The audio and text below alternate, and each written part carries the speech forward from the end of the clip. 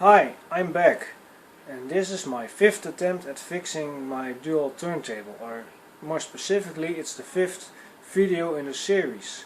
As you've seen in my last video where I lubricated the mechanism, I noticed that I still had some issues. Well, I asked for some advice on the Final Engine forum, and it turns out I had way too much grease in there.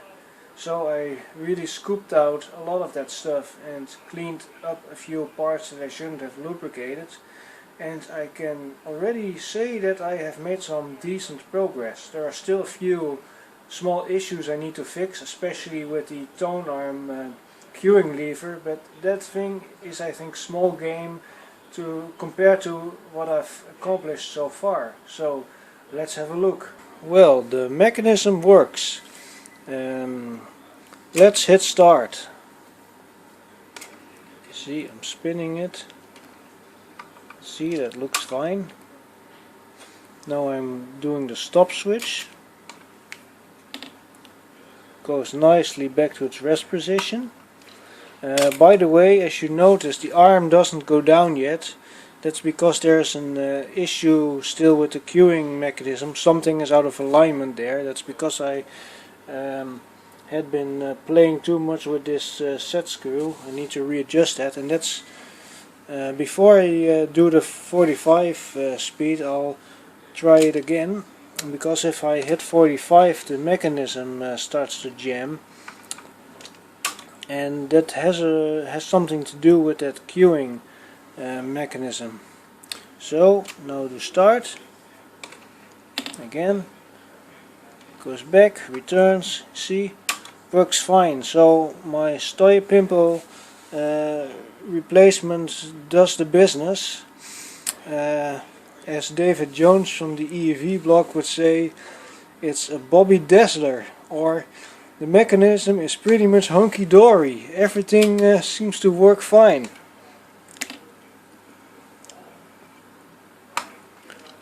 Now we're going to do the 45 speed.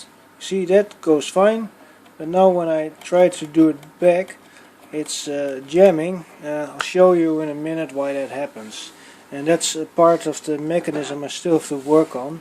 Now let's do start. You see, it perfectly goes to the right position. That's fine. Now we do stop. Goes back, all very nice. It's pretty much hunky-dory. Switches go back. So now we're going to focus on the cueing lever mechanism. As you can see, this is still kind of in a sorry state. So I'll have to remove the platter and check that out. So here's a overview of all the cotton swabs I used to gunk out the excess grease. As you can see, it's pretty messy. Inside here it looks a lot cleaner now. Well, its shininess is a bit of a mixture of isopropanol alcohol and WD-40. I've come to the conclusion I really shouldn't have greased that, and it's kind of difficult to remove all of it without having to disassemble that part. And I have removed a major amount of lubrication from the camwheel. I think there's now enough in there, and not too much. But our problem with the mechanism for the cueing lever is right here. See, that part is not touching, and this little screw here, let me get a screwdriver. This bit here is out of alignment. There's a small plastic notch that is supposed to fit in this hole, I think at least, and well, this is no longer attached because I turned that screw too often, and that's probably the reason why there's so much tension on this thing. Yeah. It is really stiff now, and especially if I push here. It's just way too strong, and this does not make good contact because this screw is in the wrong position. Basically this part needs to go down a lot further. So I have to remove this thing again, which I kind of dread. And the new pimple is a pencil eraser, so yes, you see it's already chipping a little bit.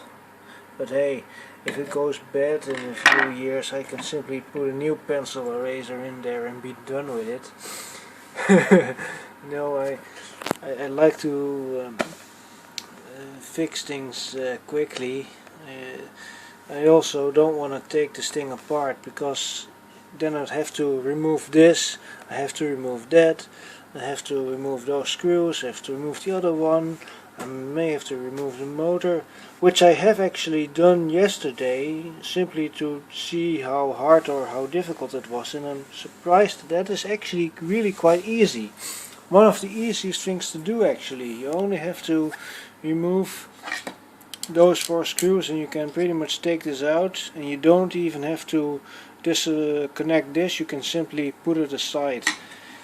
That's a reasonably easy thing to do, but still, if you want to take out the entire cam wheel, you have to mind this little spring, so that's a part you have to worry about, and you have to worry about this, and there's quite a few things you have to remove in order to really get this thing out, and that's well, not really surface friendly. But anyway, I'll have to remove that annoying C-clip again, simply in order to have some room to work on this part. I know it's annoying, but I'll have to do this, otherwise I won't be able to get this part right.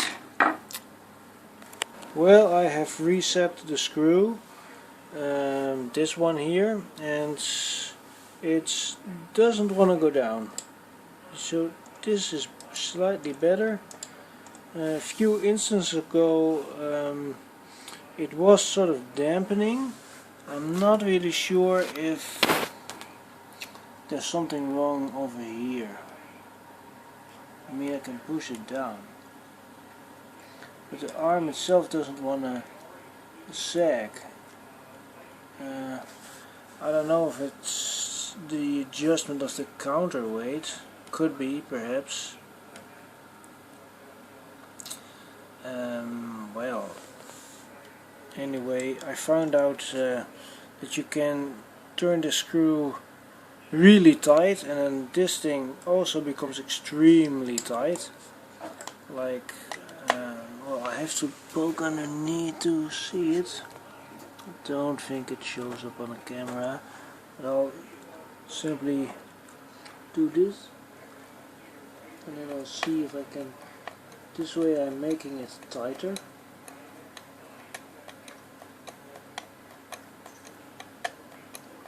Turning it a lot. This is very extreme what I've done, but now watch this. Chuck! This is really tight, and I see absolutely no difference in this part. Nothing happens. And when I turn it back, make it looser again,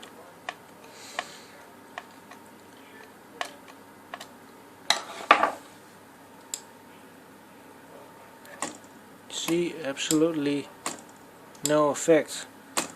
From my own memory, when this was still working fine, this kind of tightness that I have here was a bit of how it originally was. I'm still not 100% confident if this is correct. Maybe it still needs a little bit more slack. But anyway, what I find strange is that this arm does not go down. That's, I think, the only last remaining issue really, and for the rest it's pretty much fixed, except for this. So I don't know what's going on, but I must say that I have turned on this part a few times, and maybe that could be the reason.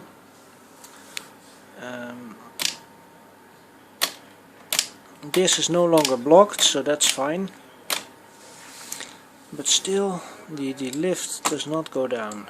Maybe it's because I removed the lever thing, but it could also be another reason. So I still need a bit of help on that part. I have noticed something strange. I have readjusted this little piston here. We're simply turning and experimenting a bit. But when I hold the turntable in this strange position, the lever kind of works. You see, it does work a little bit. But when I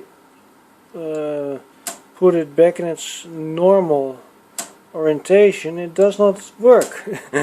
It's really strange. Now it is in normal orientation. You see, absolutely zilch. Nothing happens. Really strange. You have to turn it 90 degrees for it to somehow work, but when it's in its normal orientation, nothing happens. Crikey, what's going on there? Still, I think it has something to do with this piston here, but I'm not really confident about it. Well, that was it for this video.